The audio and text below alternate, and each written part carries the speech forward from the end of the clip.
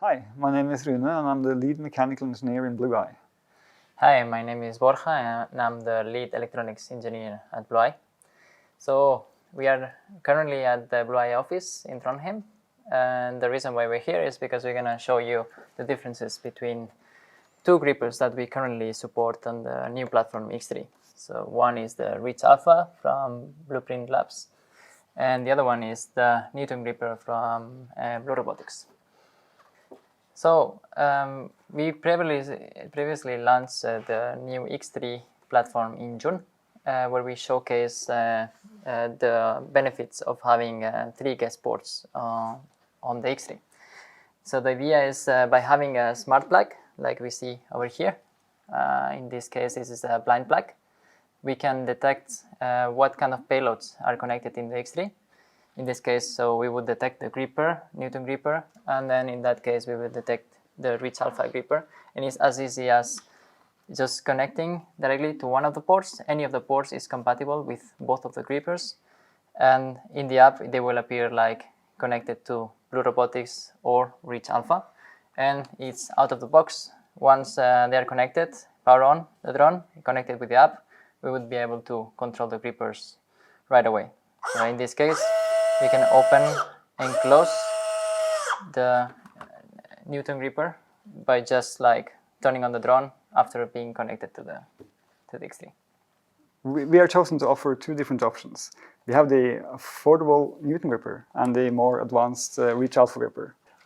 First of all, I will tell you about the advantages with the Reach Alpha.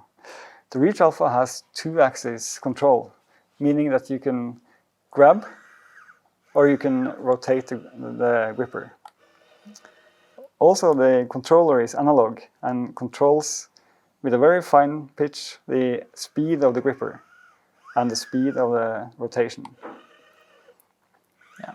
So as Rune says, like that's one of the main benefits compared to the Newton gripper, that you can have a soft control when it comes to grabbing something underwater, or like if you want to grab something fast, then you can use the control. And the Reach Alpha comes with a large section of tools. And we have James Spinks with us today from Blueprint Lab, and he will tell us more about that later. Another advantage with the Reach Alpha is the size. The small size allows for a very compact integration with the Blueye drone. And I will now show you how you can disassemble the gripper from the drone. We have added a buoyancy to the gripper to keep the maneuverability of the drone and to have the nice pitch when you're driving. And the Reach Alpha can be disattached from the drone with only 1 screw. And I will show you how. There's 1 screw on the bottom. You just have to release it.